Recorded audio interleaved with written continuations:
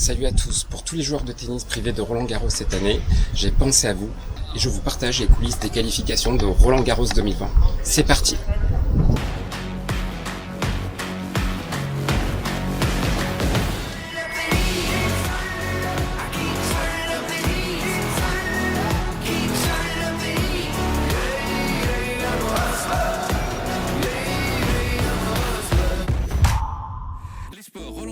Le tournoi débute dimanche, les qualifications sont en cours, mais ce n'est pas la fête pour les joueurs déjà sur place, contraints à un protocole sanitaire drastique, avec des tests à répétition et une réclusion dans l'un des deux hôtels qui leur sont dédiés, Simon Lubin. Et ici on parle de joueurs qui participent aux qualifications et donc pour beaucoup. Bienvenue sur le Central.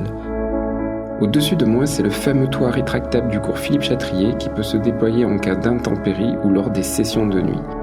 Il se compose de 11 ailes d'avion de 300 tonnes chacune, faites d'acier en hommage à l'aviateur Roland Garros, et de toiles étanches translucides qui se déplient comme un accordéon sur deux grandes poutres métalliques qui font 110 mètres de long. Donc vous avez là-haut 3000 tonnes qui se déplacent en 12 minutes maxi pour couvrir une superficie d'1 hectare. Si la capacité d'accueil des tribunes reste maintenue à 15 000 places, elle offre une meilleure visibilité aux spectateurs et plus d'espace destiné aux joueurs et aux médias. Bon, c'est pas tout, mais il faut que j'aille rejoindre Carole à la salle de gym qui se trouve sous le Suzanne Lenglen. Comme c'est un peu loin et que je suis en retard, on va prendre un raccourci. Je vous emmène dans les sous-sols de Roland-Garros. De là, les joueurs et les coachs peuvent accéder à l'ensemble du site sans passer par les allées en surface.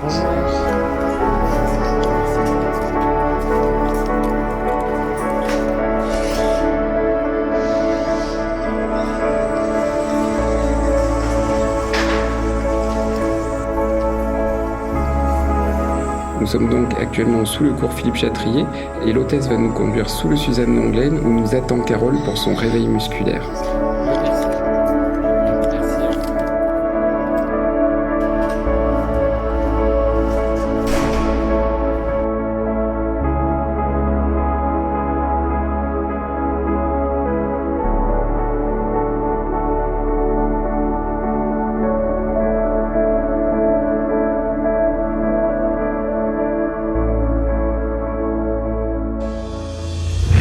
Ici on parle de joueurs qui participent aux qualifications et donc pour beaucoup des joueurs qui ont du mal à vivre du tennis, qui ont des revenus limités, qui payent par exemple de leur poche avion et nourriture pour le séjour, au contraire de l'US Open, un seul l'hôtel est payé par l'organisation de Roland Garros. Imaginez donc quand ces joueurs qui ont tant investi apprennent que pour un test positif ils sont exclus du tournoi, c'est un déchirement. Plus largement, l'atmosphère autour de Roland Garros est très lourde à supporter avec cette épée de Damoclès du Covid.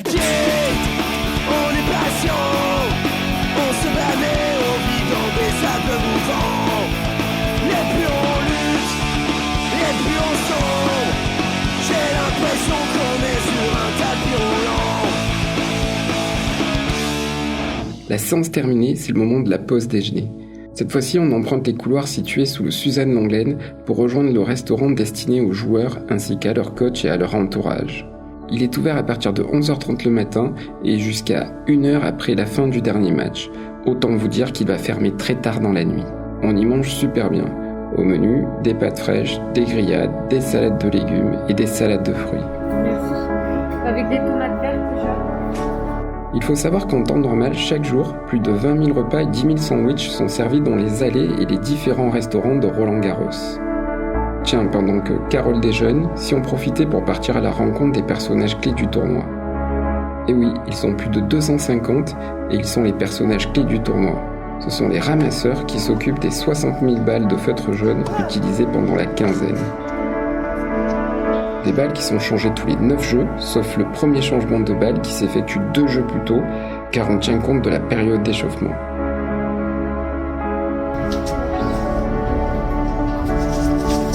Les 250 ramasseurs de balles présents à Roland-Garros âgés de 12 à 17 ans ne touchent pas d'indemnité pour leur travail pendant la quinzaine. Ils gagnent juste le droit de côtoyer leurs idoles. Le sponsor Lacoste qui les habille pendant le tournoi leur laisse cependant conserver leur tenue Et comme ils peuvent assister à tous les matchs, cette année on compte vraiment sur eux pour mettre l'ambiance au bord des cours, car le tournoi se dispute avec des tribunes quasiment vides de spectateurs.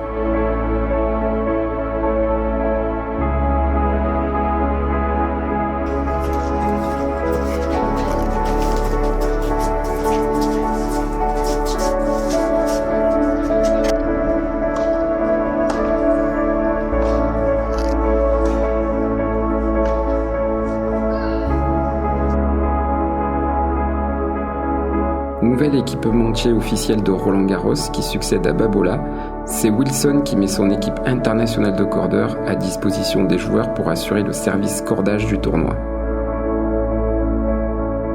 Depuis l'application mobile dédiée, les joueurs programment le dépôt de leur matériel et peuvent visualiser toutes les informations associées. Débute alors pour la raquette un processus minutieux en plusieurs étapes savamment orchestrées. Décordage, nettoyage du cadre, cordage, puis pose du logo et mise en sac. Pendant le tournoi, les cordeurs disposent de tous les logos de marques sponsors propres à chaque joueur. Sur tous les fronts, les équipes cordage doivent aussi s'occuper de la partie match on court et peuvent se charger d'une raquette en urgence pendant un match en un temps record, entre 12 et 15 minutes par raquette. Voilà, Monet Carole. Je vous remercie. Rien que sur la journée d'hier, il y a eu 500 raquettes prises en charge et ce sont donc plus de 5000 raquettes qui vont être cordées tout au long de la compétition par pas moins de 18 cordeurs professionnels aguerris qui prennent chaque jour en charge l'entretien et la réparation des raquettes de nos joueurs préférés.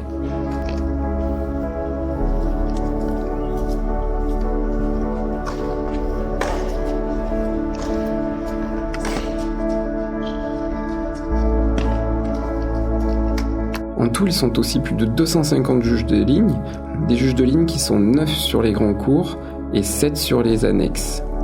Il y a aussi une cinquantaine d'arbitres de chaise pour la quinzaine. La grande majorité sont des hommes, mais dans tous les tournois, j'ai souvent constaté que les meilleurs arbitres, ce sont souvent des femmes. Donc les filles, n'hésitez pas à vous lancer dans l'arbitrage, surtout que la France est considérée comme l'une des meilleures écoles d'arbitrage au monde.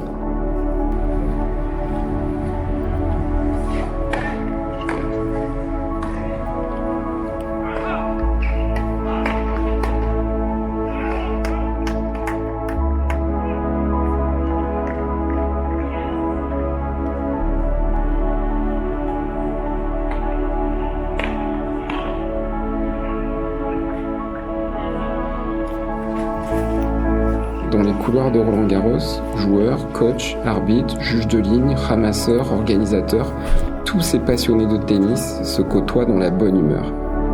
Mais quand le match arrive, chacun rentre dans sa bulle.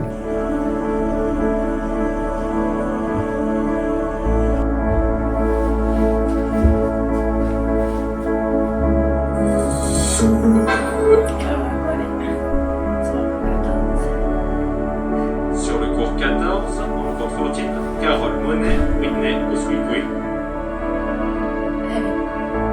Let's go.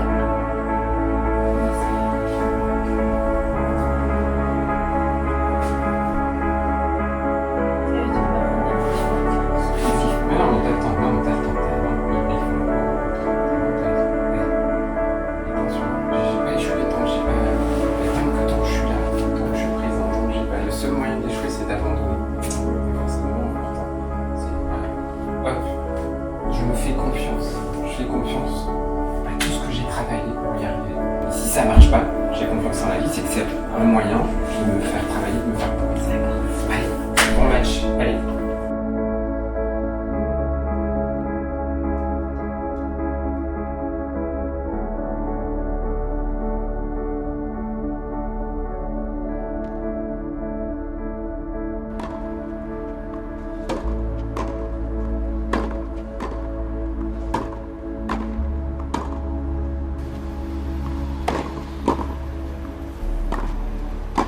Roland-Garros 2020, match comptant pour le premier tour. À gauche de la chaise, Carole Monet. Droite de la chaise, Whitney Oswego. Monet a gagné le tirage au sort, choisi Sylvie. Premier manche, al service Carole Monet.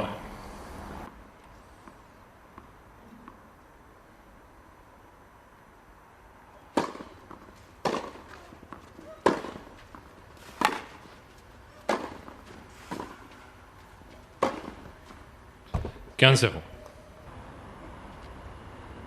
Reprise.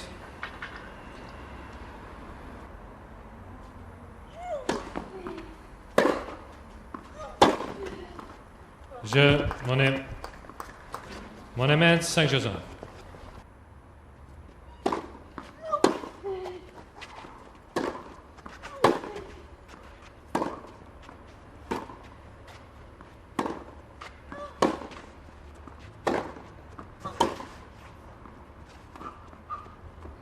C'est le match. Monet. C'est mon premier tournoi WTA, donc je suis contente de le jouer à Roland-Garros et à Paris, en France. Disons qu'en fait, beaucoup de personnes trouvent Roland-Garros comme un tournoi spécial, mais moi, je relativise et je prends beaucoup de recul. Je me concentre beaucoup sur moi et je reste dans ma bulle. Disons qu'à 12 ans, j'ai commencé à... je pense que je savais ce que je voulais faire. Je voulais vraiment jouer, faire du tennis ma passion. Je vis l'instant présent. Je me concentre sur les choses que je peux changer. Mon tennis, progresser chaque jour, prendre du plaisir. Et surtout, je suis contente de vivre de ma passion parce que je sais que beaucoup de personnes peuvent pas se permettre ça. Et j'en suis ravie et je prends encore plus de plaisir à jouer. Fini la proximité entre le public et les joueurs. Cette année, avant même l'arrivée sur le court, les masques et les gestes barrières s'imposent. Pendant le tournoi de qualification, le public n'est pas autorisé en tribune.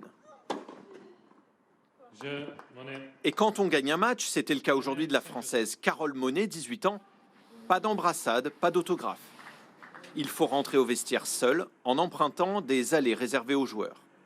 Quant aux interviews avec les journalistes, elles se font pour la première fois en visioconférence.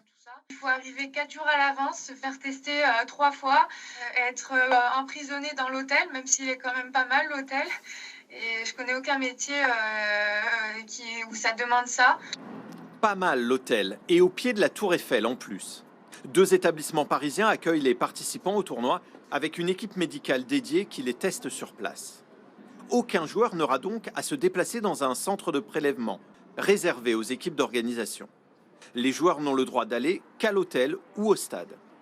Les médecins souhaitent les isoler au maximum afin d'éviter les contaminations.